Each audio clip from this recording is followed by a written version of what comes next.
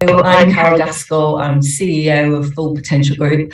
I've been coaching for about 25 years, and one of my real passions is coaching teams. So very excited today to be talking to you about coaching teams that thrive. And let's face it, we've all had quite a challenging couple of years, and many teams are on the brink of really reinventing themselves. So I think this is a unique opportunity for us as coaches to really support teams, to help them come into a new level of being as we move forward in the years to come. And what we're going to be talking about today, and I'm going to be sharing in this science side of Converge, is how you can map motivational team dynamics to really start to put some science behind helping teams to totally excel. And what we're going to cover in this session, I'm going to talk in general about some best practice for coaching thriving teams. And then I'm going to zone in on 4 key characteristics that make a significant difference to teams that are outstanding versus teams that are a little bit more mediocre. Once we've gone through those 4 characteristics, I'm going to weave a thread through this of how you can use measuring and mapping and evaluating people's 9 intrinsic motivators to really support team performance and productivity, but also help the well-being of the team. So these are the 3 main segments of this session. So let's get going. Now, there are so many challenges facing teams, and I'm sure many of you in this session, and I am listening, and I'll fill in the chat box if anyone's got any questions or queries as you go along. But certainly the teams that I've been working with over the last 2 years have got conflicting challenges. Some are actually working extremely hard and doing extremely well, and are so busy that it's trying to sort of keep track of progress and onboarding new people all the time. Other teams have restructured, they've lost team members, they're trying to manage in a leaner business model. There's collaboration issues. Many teams now are working in a hybrid way. Some people are in an office or in a workplace, some people are remote, and that's creating some interesting conflict communication issues. People are frustrated. Definitely issues on well-being and different times that people are zooming in and out of team communication. So there's all sorts of fascinating things going on in this new world. And I think this is where coaches have got a real opportunity to make a difference and support teams in this space. There are some great bodies of work already existing around team coaching and supporting teams. And Peter Hawkins, definitely some great tools and models in his leadership team coaching book, which I highly recommend and use when I'm helping coaches support teams that thrive. And I also really love Georgina Woostra's new book, Mastering the Art of Team Coaching. She uses lots of tools and techniques and some great models to take teams on a journey to support them. And again, I think there's some really good insights for team coaches. And obviously, I couldn't end these book recommendations without talking about the great Patrick Lencioni and the 5 dysfunctions of a team. Many of you will be familiar with that. And I think definitely the issues around building trust, having constructive conflict, and all those great things that Lencioni talks about are really valuable to help teams thrive. And I think Lencioni's idea of creating cohesive teams has definitely been a big theme for me in the last year. So there's some great bodies of work already out there that we can all draw on. And given that, just thinking about teams that you're involved with at the moment, or thinking of a significant team that you're a part of, I'm just curious for you to maybe put in the chat box, how much of your current team's potential do you think is being activated right now? You know, how much of your team's potential is really being activated? Now, some teams, you might put a percentage in there. Some teams are feeling like they're all guns blazing and they're pushing all the boundaries, and they're sort of probably 80-90% activating, 80-90% productive. And I would say they're in the optimal zone. And when we're looking at mapping team motivation and team productivity, my goal is to help as many teams as possible get into that 80% or more zone, where we're looking at how do they sustain those high levels of vibrancy, if you like. But in reality, I think with what's happened to everybody over the last couple of years, I'm finding that a lot of teams are coming out at less than 60% productive or 60% motivated. And there's a real opportunity here to help peel back and start teams analysing what's holding them back and how they can start to move forward. So the interesting thing here is that if you're a team leader and you're hugely motivated, but you have a team that you feel you're trying to pull along, but they're not being as motivated as you, is what can you do?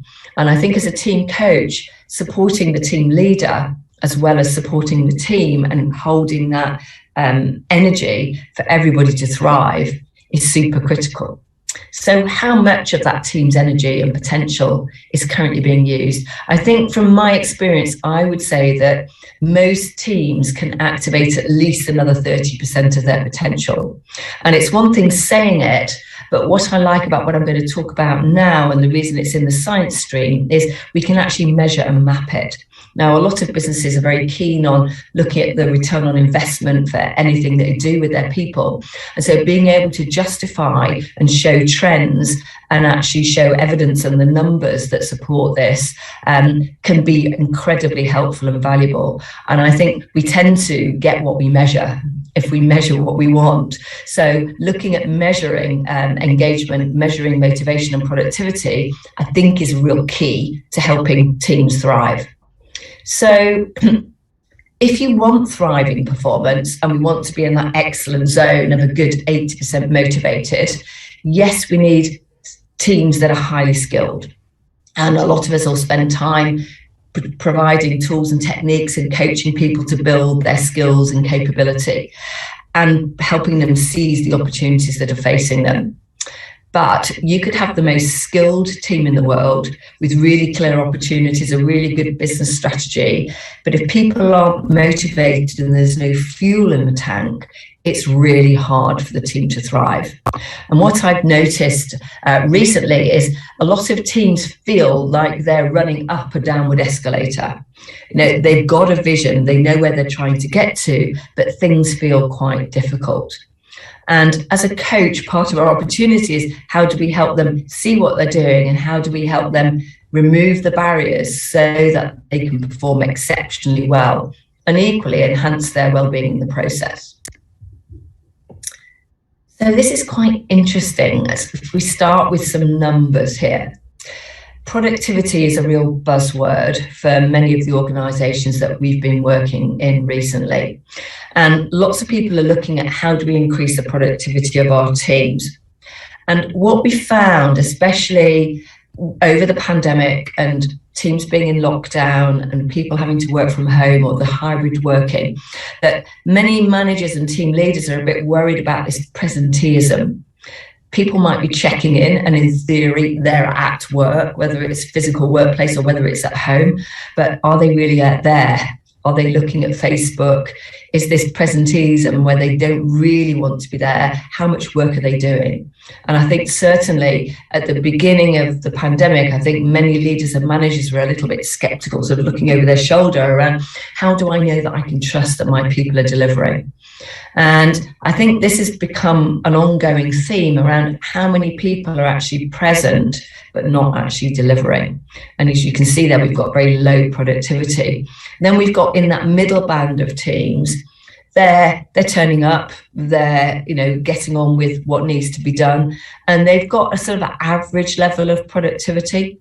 But what becomes really interesting on these figures is that once a team starts to move beyond 75% motivation, their productivity increases exponentially.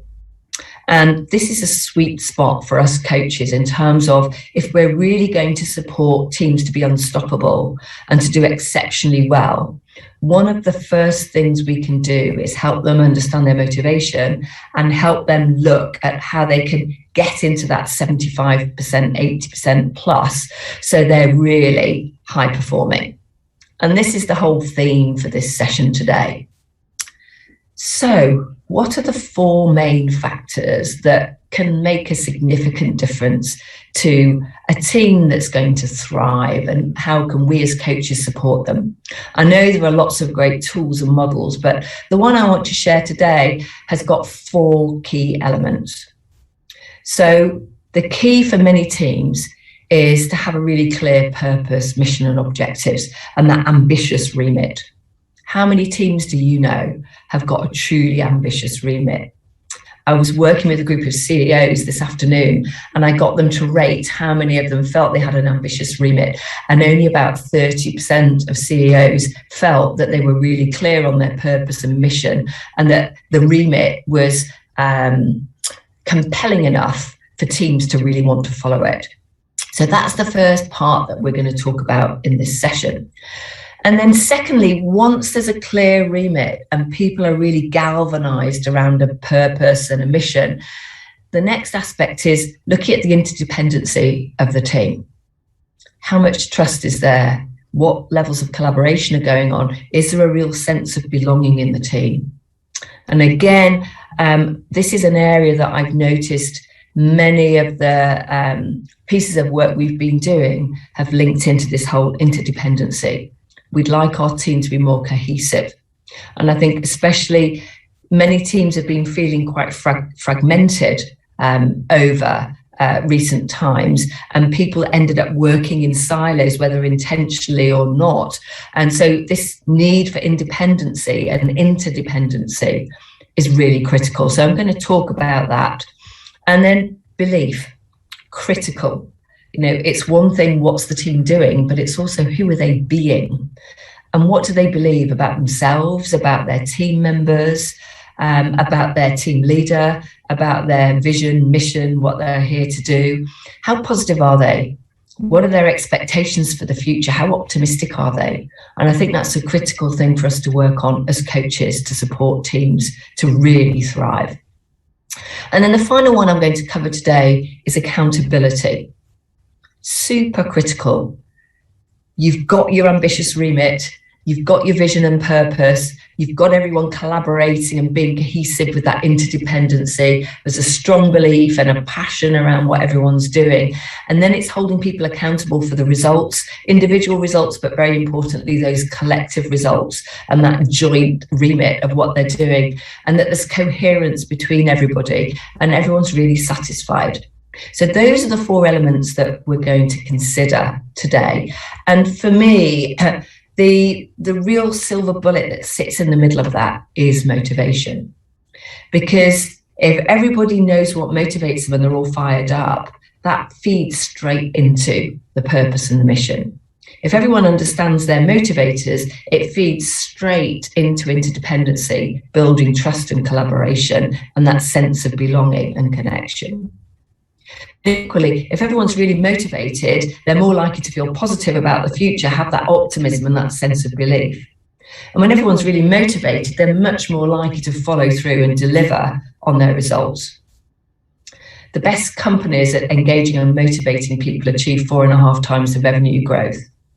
And individuals who are extremely motivated and engaged are 50% more likely to hit their performance targets. So there are some real business benefits to holding people accountable to deliver on all of this. So the body of work I'm going to draw on as we go through this webinar is all mapping motivation, which comes from a range of work by James Sale. Now, James has written 5 books, and some of you might have heard me speaking about some of this before. His Mapping Motivations for Top Performing Teams is his latest book. It's the 5th in the series. So he's got a first one, which is generally on motivation. He's got motivation and engagement, motivation and leadership, and also motivation and coaching. So they're all great books, but what I'm drawing on today is his body of work on motivation and teams. So as I've just talked about those 4 key elements, ambitious remit, interdependency, belief and accountability, you might want to put in the chat box, if you think of a team that's important to you, which one of those 4 elements, if you really focused and coached them on it, do you think would make the biggest difference to the team? If you were going to ignite more potential in your team, which one of those would you be focusing on right now? Now, I know it depends where the team is in the team cycle, but again, interestingly, different teams I've worked on have had different focus areas. And as a coach, we can work around all of these areas depending on what's needed by the team. So I've said that the silver bullet through all of this is motivation. So if we really start understanding motivation, ultimately what we're talking about is energy. So we're looking at how do we measure the energy of the team, the energy of individual team members, but also the energy of the collective group, the team. Now, the word motivation comes from the Anglo-Norman term motive, which means drive. So what we're really looking at here are the motivators being our inner drivers, or the team's intrinsic motivators. Because it's these intrinsic motivators that determine how people feel and also why they do what they do. And hence me putting motivation right in the crux of thriving teams, it's about starting with why. Understanding why the team gets out of bed in the morning and then putting that alignment through everything else. So if we understand the why of the team, it lends us really nicely to help them craft their purpose, get clear on their mission, and then start breaking that down into objectives and building out their ambitious remit. Now, many of you will be familiar with the work by Simon Sinek, and he talks about why and the golden circle, and the starting with why. And again, it's a great book that I work with many teams on if this is the area that's important to them. But Find Your Why gives a lot of tools and techniques in this book by Simon Sinek to really help people understand more about and taking teams through how they can understand their why. But one of the things to get right into that circle is the motivational map technique. And when I do this with teams, it will then help me get them to articulate their purpose. You know, I often ask before we've even started measuring and mapping the motivation, what really drives this team? Why do you exist? And what does your work really serve, and who does your work serve? And a great challenge to ask teams is, you know, what do you do uniquely as a team that the world of tomorrow needs? It's a great brainstorming session that you can use from a coaching perspective to facilitate that. Asking the team, what's effortless for you, or what gets you in the flow? All of these questions are great to help the team start to elicit the purpose and then start building out the team charter. And to help teams do this and to give them some numbers behind some of these sort of intuitive feelings around what their purpose is and what their why is, I use mapping motivation. Now, some of you might be familiar with this whole concept that was created by James Sale, but some teams and some people get out of bed in the morning because of the relationships. It's their team members, the people they meet, the communities they serve, their clients or the customers that they're there to make a difference to. But it's very much that sense of relationships and belonging. Other teams, it's less about the relationships. The thing that excites them and fires them up is a sense of achievement. You know, it's having a joint goal that they're all aiming for. It's hitting their KPIs and their targets. It's getting projects over the line. It's ticking off their to-do lists. And it's feeling like they're moving forward and making progress on the things that they've agreed to. For other teams, they're actually motivated by what we call growth. And what I mean by growth is it's very much about what could be possible. What does the team want to grow? Now, they might have a great business idea or a great project that they really want to grow and develop.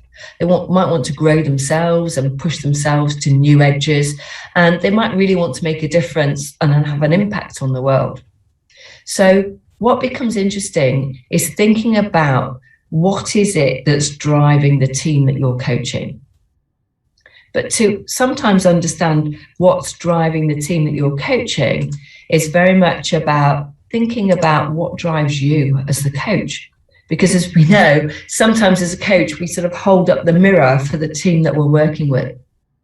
So I'm going to share a little bit more understanding about these motivators to get you to think about, of these 9 motivators, which one's most important to you? Because we've got 3 relationship motivators, 3 achievement motivators, and 3 growth motivators. And you might be motivated by one motivator that sits in that relationship box.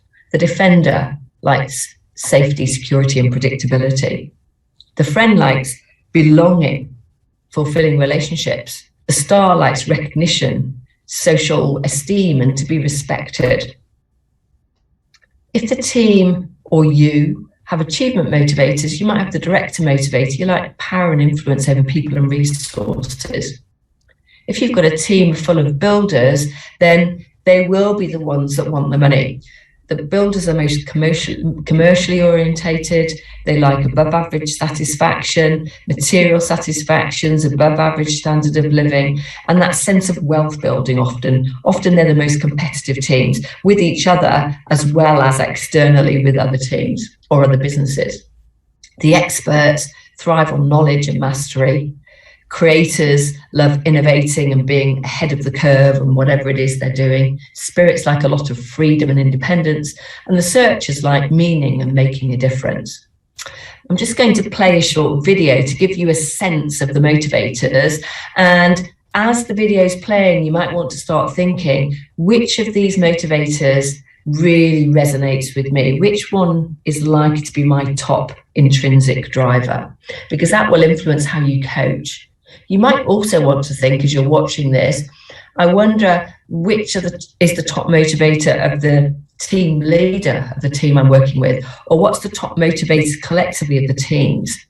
So this next video gives you some insight into some of these 9 motivators.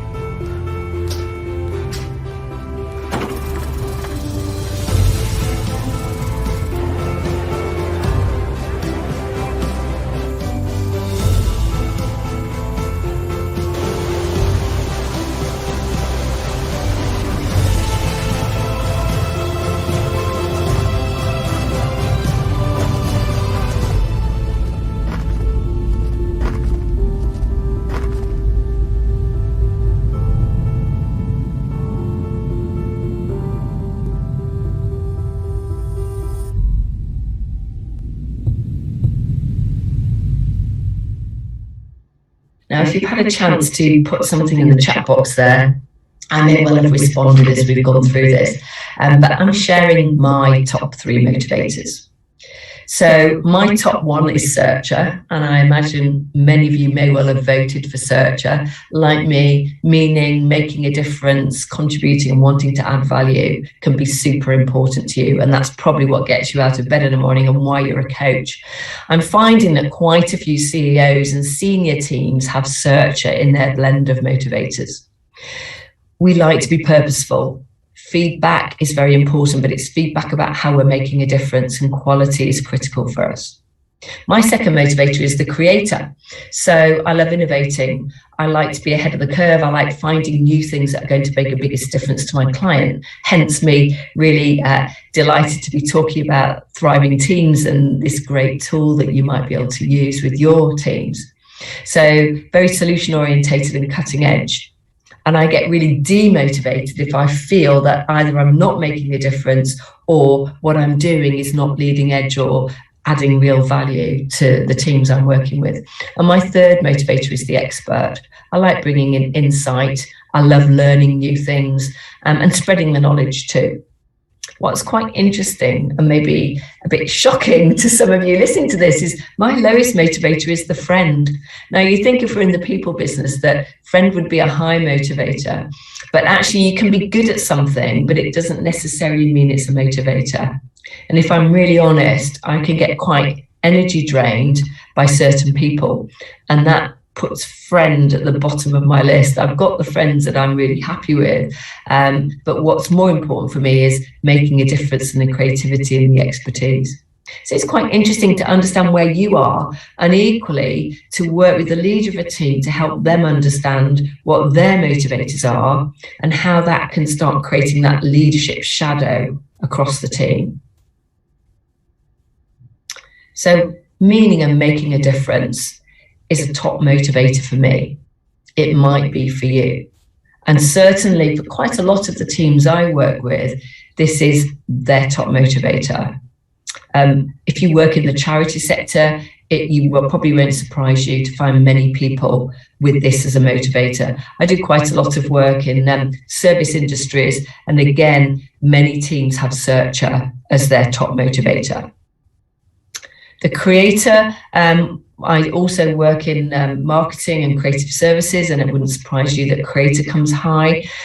Digital marketing, there's a lot of creators in there. And the expert, I've noticed quite a lot of financial services business tend to have expert quite high in their motivators. But they're my top three. And again, being able to measure and map it is really helpful. So you can see on here that my search, my most important one, scores 35, and it's above that little pink line, which means it's a non-negotiable motivator for me. So any work I take on as a coach, I have to really feel I'm making a difference. But also, I want to bring my creativity in and be able to be innovative with the businesses that I'm working with. So I quite like working with entrepreneurial teams, because that's important to me. So understanding and measuring your own motivators, but equally being able to measure the motivators of the people you work with can be really helpful.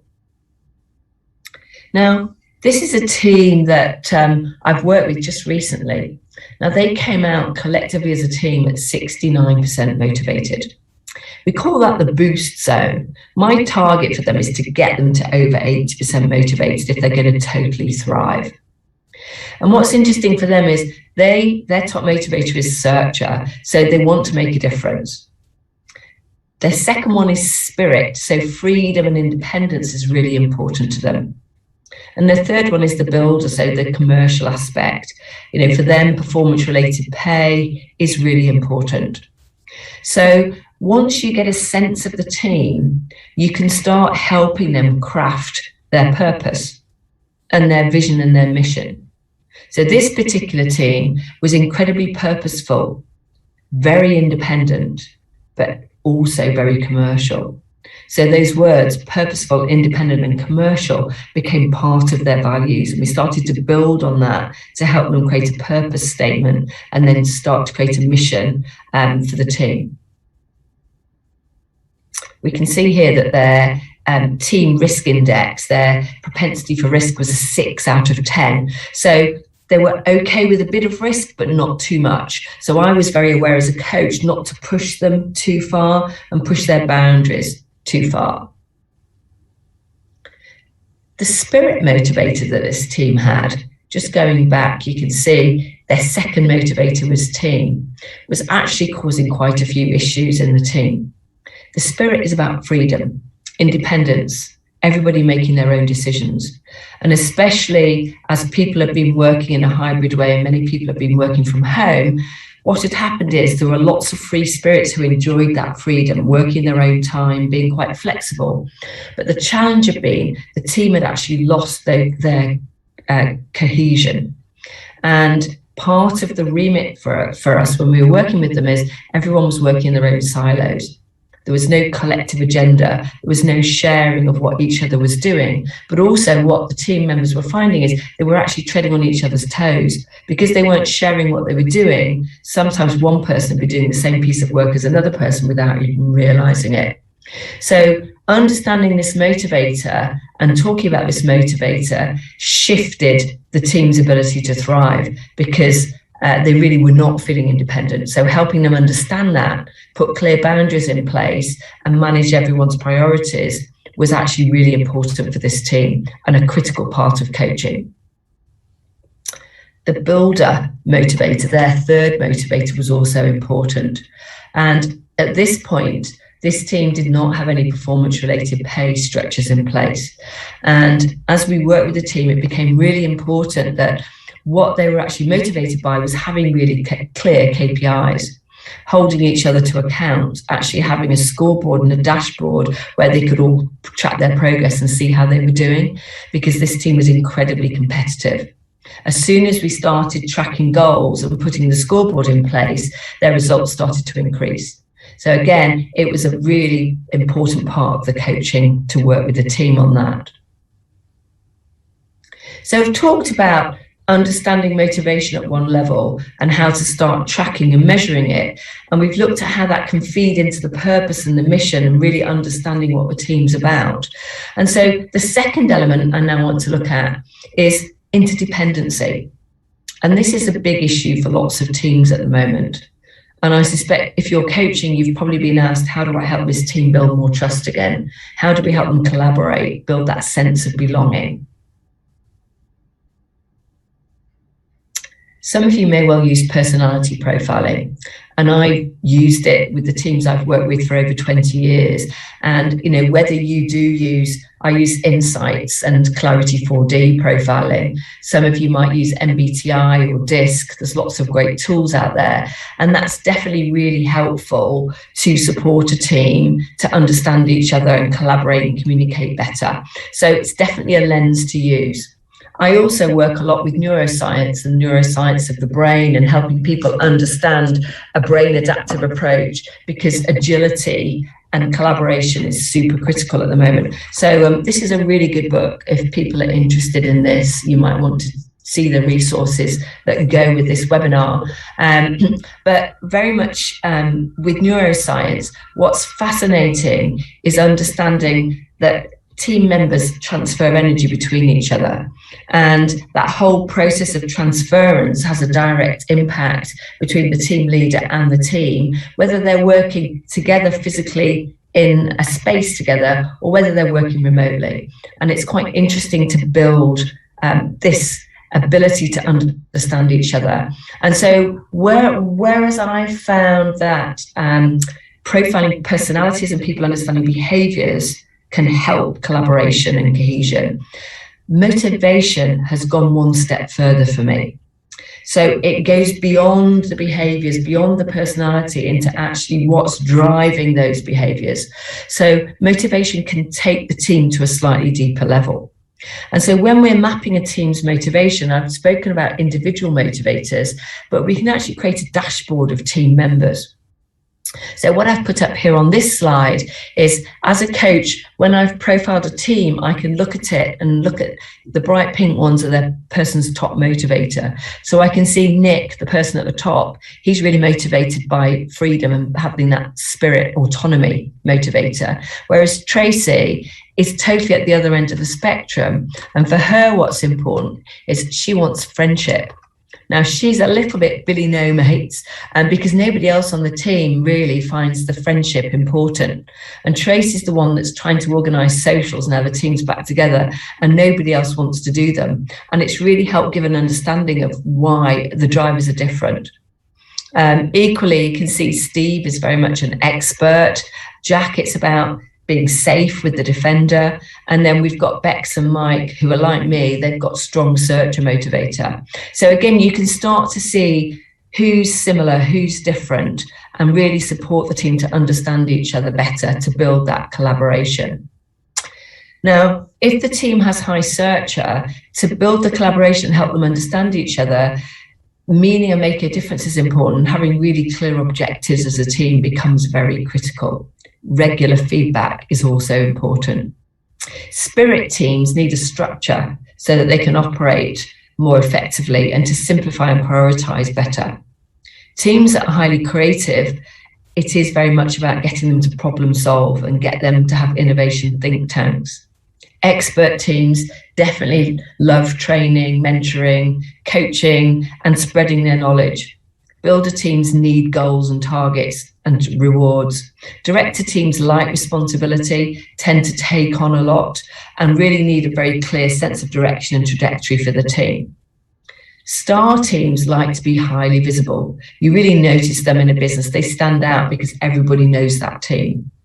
They love to be known for what they're doing, and they love visibility. Teams with high friend, and I've been working with several of those recently. They're very engaged. They love storytelling. They like involving each other. They're massively collaborative. And often you don't have an issue with cohesion with teams with a high friend motivator. And Defender has cropped up as a motivator that's been really important recently, because Defender's about safety and security. And I've noticed some teams that's really come onto the agenda. Psychological safety, how they feel supported, and what the team leader can do to allow everyone to feel safe. So again, you might look down this list and put in the chat box of the teams you're working with, which of these motivators do you think is least satisfied? Because when we measure teams' motivation, we look at what's most important, but we also look at how satisfied the team is and what might be missing. And again, that can give some real tangible scores for what to focus on and what to talk about, and how to address those elephants in the room. Because often when we're looking at that interconnection and the collaboration, there are sometimes a bit of dissonance between what drives one team member and what drives another. Someone asked me today, should all the team members have the same motivators as each other? And on one level, it's quite nice for people to be aligned around certain motivators. But equally, teams are stronger when they're diverse. So although you want some alignment, you do also want different team members with different motivators. But that can start creating some friction. This is an example of a senior team that I worked with, again, fairly recently. Now, their top motivator was spirit. They were a lot of free spirits, very entrepreneurial business. The senior team were very much about empowerment, and they were telling everybody else in the business, you can be empowered, you can set your own working structure, you can do what you want, work on times you want. They wanted everyone to feel safe, and they wanted to make a difference with the searcher, but it was all about empowerment. Now, the elephant in the room was that quite a few employees that were in this business weren't sure what their priorities were. They weren't sure of what their expectations were. And because the senior team was such a free spirit, autonomous team, they were going off in their own directions, but not communicating to the rest of the business. When they saw their motivation profile, it gave me the opportunity to help them understand that although freedom and autonomy was important to them, it was actually less important and a bit confusing to some of the people that reported into them. And often what you find is free spirits like to give empowerment, but the people that work for them need clear job descriptions and a clear understanding of what's expected. And this senior team weren't delivering that at that point. So it gave us a really clear focus on, you need to really give some expectations to your team. Otherwise, nobody feels free. So this can actually bring out some of those elephants in the room. And a team report gives lots of information about what motivators team members have in common, but it also talks about where there is a lack of motivation. Now, this is quite hard to see, but the bottom graph shows the shared motivator count of a team. So all those yellowy orange bars show how many people in the team have that motivator as an important motivator. But what's also useful as a coach is to see those red downward bars. This is where nobody has that motivator in their blend. Now, this particular team, as you can see, hardly anybody had star motivator in their blend. And it was a massive elephant in the room. The star is about recognition, respect, being noticed, being visible. And this particular team was not visible. They had no real reputation. People didn't really know what they did. They did great work, but nobody knew about them. They were hiding their light and their specialism under a bushel. And so the opportunity for me as a coach was to help them understand that actually it's a demotivator for lots of people on this team. This team is really not visible.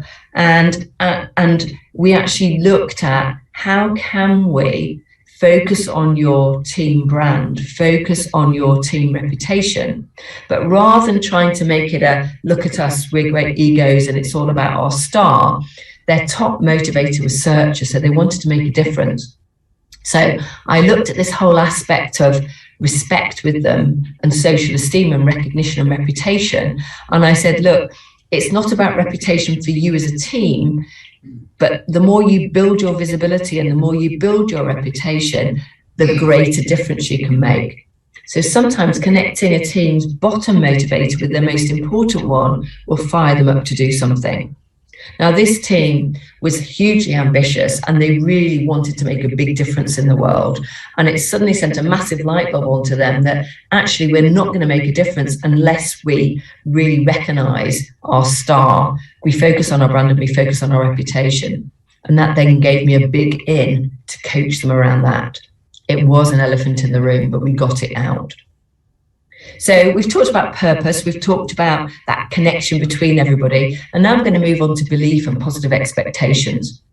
Now, there's some great resources on supporting belief. I love Shazad Shemaine's work on positive intelligence, which I often use with teams.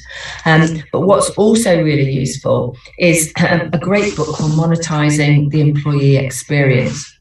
And again, I think this is going to be a hot topic for us coaches moving forward in the next few years, is team experience, employee experience is going to be super critical.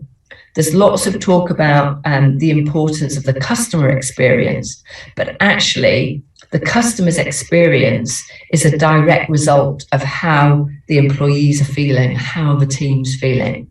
So this is a great book that really looks at how do you engender belief in teams, how do you engender belief and confidence and motivation within employees, and therefore the direct impact that then has on the customers and the clients and the communities that the team and the organization serve. And it actually starts to put money on that and shows the return on investment. And the way we do it, and a big thread through this book, is mapping motivation. And so if we really think about building belief in teams, energy is super critical. And looking at, are we fully motivated to achieve our full potential? Do we own the goals and align with the business objectives?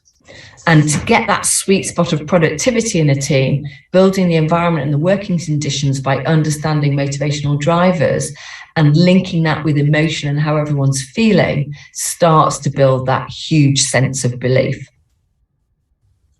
Gallup finds that business units in the top quartile of the global engagement database are 17% more productive and 21% more profitable than those in the bottom quartile. So there are some real business benefits in building that whole sense of belief and engagement in teams.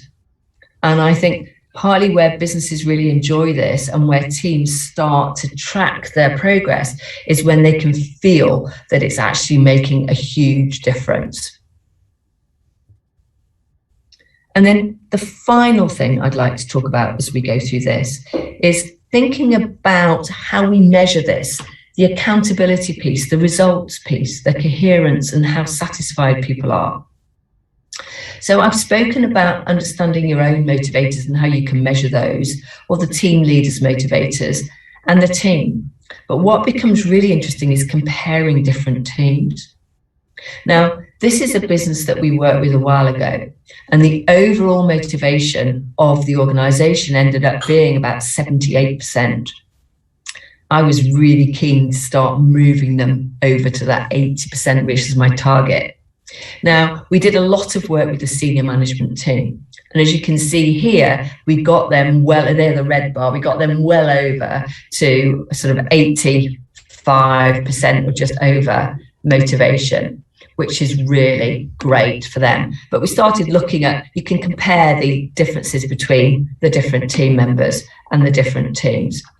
This organisation that we work with was 71% motivated, and we can look at different quadrants of which employees are in which segment, and therefore how we can work with which teams to make the biggest difference as coaches. And also holding that accountability then becomes, it's one thing knowing what your motivators are, but let's put some actions in. So what I like to do with the teams I work with is we agree their motivators and we look at what the team's motivators are, and I get everyone to track their actions. So I've put my chart in here because I didn't want to share any confidential information of the teams I'm working with. But my top motivator, the searcher, I would literally put actions in about how I can make sure I'm adding value and making more of a difference. And then we track those, and then I can coach them, and their manager can coach team members in their one-to-ones and see how they're getting on. And just to show you, we can track the levels of motivation of people. So this is my motivation scores that I've been tracking since November 2019. And you can see how they go up and down depending on what's been going on. And it's useful for me to dive into that and look at what's caused that and understand that. And equally, we can track that for team members and have open discussions to how we support each other. So there's a huge amount of information here, and maybe you want to look at the slides after, but there are lots of motivation and reward strategies to really help teams thrive and look at what's going to make the biggest difference. So we've spoken about ambitious remit, interdependency, belief and accountability, and that thread going through it all is looking at mapping motivation. So I hope this webinar has given you some insights and some thoughts. And if you would like any more information, I'm very happy to stay, answer in the chat box, or speak at the outside of this to support you. My LinkedIn is Carol Gaskell, or carol@fullpotentialgroup.com. And there's a lot more information on this, and you can do a motivational map profile if you email me or you visit the website. Fullpotentialgroup.com. So I really hope that the teams you work with do thrive, and that you thrive and really enjoy this wonderful work that we're incredibly blessed to be able to do. Thank you.